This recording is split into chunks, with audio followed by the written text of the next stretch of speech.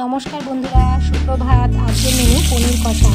एर जोन्नो आमी 200 ग्राम पनीर के आमी टुकरो करे निয়েছি এবং সেগুলোকে আমি একটু কাশ্মীরি লঙ্কার গুঁড়ো আর লবণ দিয়ে ভালো করে মাখিয়ে নিয়ে ভেজে তুলে রেখেছি। আর এদিকে দুটো মিডিয়াম সাইজের পেঁয়াজ আমি কুচিয়ে নিয়ে কড়াইতে সাদা তেল দিয়ে তেলটা গরম হলে আমি পেঁয়াজগুলোকে একটু লাল লাল করে ভেজে নিয়েছি।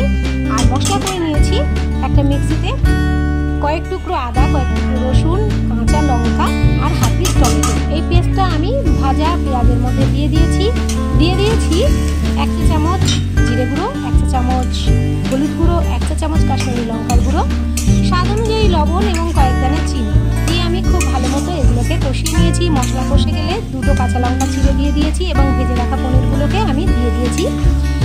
দিয়ে দেবো একটু হাফ কাপ মতো গরম জল, কারণ একটু গ্রেভি রাখতে হবে, না হলে ভালো লাগবে না। তো এবার ভালো করে কষিয়ে নেবার পর তেল ছেড়ে দিলে আমি দিয়ে দেবো হাফ চা চামচ গরম মশলা। এবার নামিয়ে নিয়েছি। এটা গরম ভাতের সঙ্গে, নান, পরোটা, রুটি, ফ্রাইড রাইসের সঙ্গে খুব ভালো যাবে। অবশ্যই আপনারা ট্রাই করে দেখবেন, কেমন লাগলো জানাবেন। ভিডিওটি ভালো লাগলে লাইক, কমেন্ট, শেয়ার করবেন এবং ফেসবুকে আমার